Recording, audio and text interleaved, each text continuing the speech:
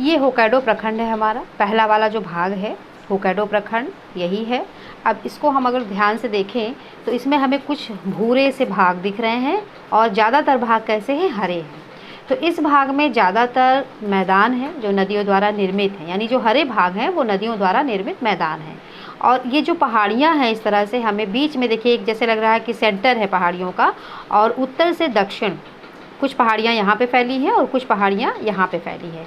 कुछ पहाड़ियों का संकलन हमारा यहाँ है, छोटे छोटे भागों में, ये देखिए यहाँ पर है, कुछ इस तरफ है।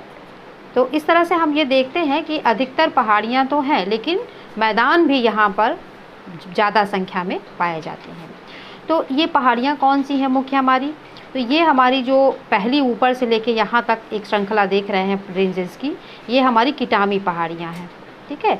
और ये नीचे जो उत्तर से दक्षिण ये क्रम जा रहा है, ये पहाड़ियाँ हिदा पहाड़ियाँ हैं, हिदा पहाड़ियाँ और ये किटामी पहाड़ियाँ। और बीच में ये जो एक नॉट सी हमको दिख रही है, जैसे लग रहा है कि ये दोनों पहाड़ियाँ आकर के बीच में किसी ने इसको ऐसे बांध दिया है। तो इस पहाड़ी को हम डेजिट सुजान पर्वतीय क्रम इसको कहते हैं, ठीक है। और यहीं पर इस पर्वतीय क्रम में एक सबसे ऊंची पहाड़ी पाई जाती है, नुताब कोशाइब पहाड़ी पाई जाती है, जिसकी ऊंचाई 2115 मीटर है।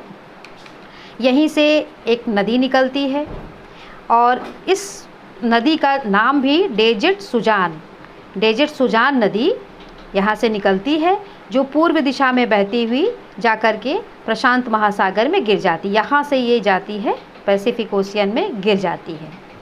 अब इस भाग में ये तो हमारी हो गई मुख्य पहाड़ियाँ। अब इस भाग में हम देखते हैं कि मैदान बहुत अधिक है।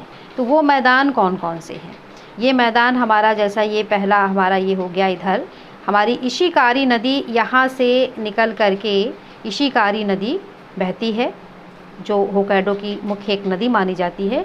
और इस नदी ने यहाँ पर मैदान की रचना की है, जिसको इशिकावा मैदान कहा जाता है, ठीक है। उसके बाद दूसरा मैदान, ये वाला एरिया हम खूब बड़ा सा प्लेन देख रहे हैं, हरा सा देख रहे हैं, इसको टोकाची का मैदान कहते हैं। इसको क्या, टोकाची का मैदान कहते हैं। इस पूरे होक्काइडो में जितने भी मैदान हैं, सबसे अधिक बड़ा खूब समतल सा भाग यही है। और इस मैदान का निर्माण टोकाची नदी द्वारा, यहाँ भी एक नदी इस तरह से निकली है, टोकाची नदी, जिसने इस मैदान की रचना की है। और इस मैदान की क्या विशेषता है कि प्लेन है और जो है सबसे बड़ा, यानी पूरे होक्काइडो में सबसे बड़ा मैदान ये है। इसके बाद एक मैदान इस एरिया में भी आता है, जिसको कोनशेन का मैदान कहते हैं। किटामी पहाड़ियों के बगल में इस तरह से कोनशेन का मैदान भी पाया जाता है। और उसके बाद एक मैदान यहाँ पे ये किटामी का मैदान भी ये कहलाता है। किटामी का मैदान, कोनशेन का मैदान, ये टोकाची का मैदान, फिर ये इशिकावा का मैदान, ठीक है। इस तरह से कुछ एक पर्वत श्रेणियाँ और मैदान हम इसमें देख रहे हैं, जिसमें हमने ये जाना कि टोकाची का मैदान इस पूरे क्षेत्रफल में होक्काइडो के सबसे अधिक उपजाऊ है। उसके बाद इशिकारी युफुत्सु का मैदान भी इस साइड में, इशिकारी युफुत्सु का मैदान है। यह मैदान जलोढ़ मिट्टी से, इस मैदान की भी एक अच्छी विशेषता है कि जलोढ़ मिट्टी से बना हुआ है ना। और इधर जो हमारा कोनशेन का मैदान है, जो मैंने अभी आपको बताया, ये ज्वालामुखी, ये जो पहाड़ियाँ, यहाँ पर कुछ ज्वालामुखी पहाड़ियाँ पाई जाती हैं, जिसके कारण उस राख से ये मैदान पटा है। तो इधर का मैदान ज्वालामुखी पहाड़ी से बना है, इधर का मैदान भी उपजाऊ है। और ये वाला जो मुख्य मैदान है, ये इशिकावा युफुत्सु का, ये आपकी जलोढ़ मिट्टी से बना है। लेकिन ये घाटी थोड़ी सी खेती की दृष्टि से अच्छी मानी जाती है अपेक्षा इसके। तो इस तरह से एक परिचय जो है हमने आपको बताया कि ये मैदान और पहाड़ियों से मिलकर के होक्काइडो की रचना है। इस जो मुख्य ये पहाड़ी है आपकी डेजिट सुजान पर्वतीय क्रम, जो गांठनुमा पाया जाता है, इसमें बहुत सारी छोटी छोटी नदियाँ भी निकली हैं, जिसकी वजह से कई बेसिनों की उत्पत्ति हुई है। और मुख्यतः 5 बेसिन यहाँ पर मानी जाती है। वैसे तो बहुत सारी हैं, लेकिन 5 मुख्य बेसिन यहाँ पर पाई जाती हैं, जिसमें कामिकावा बेसिन का भी निर्माण, यहाँ पे एक कामिकावा बेसिन है जिसका निर्माण इशिकारी, ये वाली जो नदी गई है इशिकारी नदी द्वारा कामिकावा बेसिन का निर्माण हुआ है। ये मुख्य है, इन 5 नदियों के क्रम में मुख्य बेसिन मानी जाती है। तो इस तरह से ये आपका एक परिचय होक्काइडो प्रखंड के बारे में होता है। ये अब हम लोग जापान के भौतिक भागों में दूसरे भाग को पढ़ते हैं, जो हमारा हमने बताया था ना उत्तरी पूर्वी प्रदेश। तो ये होन्शु का ऊपरी जो भाग है, ये देखिए फिजिकल, पहले आप इसको देख लीजिए कि फिजिकल किस तरह से दिखता है। फिजिकल में हम देख रहे हैं जो भूरे वाले भाग हैं ये पर्वतीय क्रम है। तो पर्वतीय क्रम में हम देखते हैं कि ऊपर से अगर हम आए तो बहुत सा जो है कम है, और बीच में यहाँ पर जैसे आते हैं तो एक पूरा जैसे लग रहा है कि पूरा पठार के रूप में पूरे भाग पर ये फैला है। और ये जो ये पतली लाइनें हम देख रहे हैं ये क्या है, नदियाँ। तो यानी ऊपर से उत्तर से दक्षिण क्रम में हमारी पर्वत श्रेणियाँ हैं, और बीच में भी पर्वत श्रेणियाँ, किनारे जो हरे हरे भाग हमको दिख रहे हैं वो हमारे क्या है, मैदान हैं। तो इसको अब हम लोग समझेंगे, इसको हम इस तरह से समझेंगे। इस पूरे होन्शु प्रदेश में उत्तर से ये ऊपर उत्तर, और इसको हम एक तरह से पश्चिम दिशा मान लेंगे, इस तरह से कर्व आकार में है। तो ऊपर से लेकर के 2 पर्वत श्रेणियाँ, ये वाली जो पर्वत श्रेणी है, ये वाली जो आप पर्वत श्रेणी देख रहे हैं इसको ओऊ पर्वत श्रेणी कहते हैं। क्या कहते हैं, OU। इसको हिंदी में हम इस तरह से लिख सकते हैं, ओऊ पर्वत श्रेणी। और दूसरी हमारी जो पर्वत श्रेणी है ये वाली, इसी के समानांतर बिल्कुल चलती है पैरेलल, इसको क्या कहते हैं, इसको यूएसू, इसको कहते हैं यूएसू।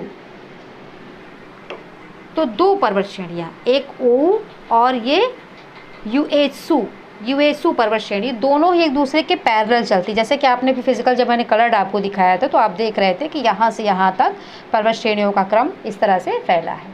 तो ये 2 मुख्य श्रेणियाँ इस पार्ट की शुरुआत में ही पाई जाती हैं। अच्छा, इस श्रेणी को हम लोग दूसरे भी नाम से जानते हैं, इसको इशिगो भी कहा जाता है। इसको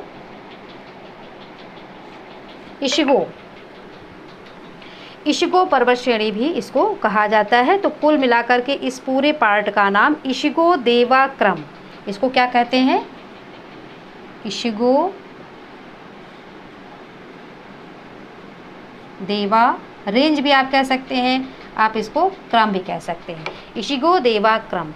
अब इशिगो देवा क्रम का जो ये हमारा ऊपर का पतले वाले भाग में जो पहाड़ियाँ फैली हुई हैं, ये बहुत ही अशांत एवं कमज़ोर पार्ट है। मतलब यहाँ पर हमेशा हलचल, भूकंप ये सब आता रहता है, ठीक है। और इस पार्ट में और भी पर्वत श्रेणियाँ फैली हुई हैं, जैसे ये आपकी अबुकामा रेंज, किटाकामी रेंज की यहाँ पे भी शुरुआत है। किटाकामी रेंज भी कुछ क्षेत्रों में पाई जाती है, और ये मिकुमी पर्वत श्रेणी भी पाई जाती है ना। तो इस तरह से और भी पर्वत श्रेणियाँ यहाँ पर पाई जाती हैं।